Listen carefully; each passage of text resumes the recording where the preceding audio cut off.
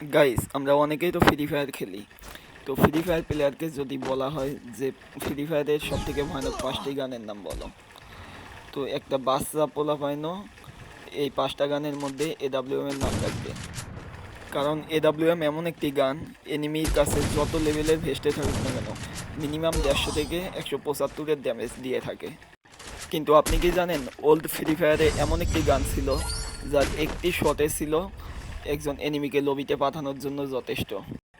এর অতিরিক্ত ড্যামেজের জন্য পরবর্তীতে ফ্রি ফায়ার সেই গানটিকে রিমুভ করে দেয়। আর সেই গানটির শুধুমাত্র একটি স্কিন লঞ্চ হয়েছিল। এবার তোমরা কমেন্ট করে জানাও সেই গানটির নাম কী ছিল। আর এখনও বর্তমানে ফ্রি ফায়ারে এমন একটি ভয়ঙ্কর গান রয়েছে যেটির একটি শট শুধুমাত্র একজন এনিমিকে না, পুরো স্কোয়াডকেই লবিতে পাঠানোর জন্য যথেষ্ট।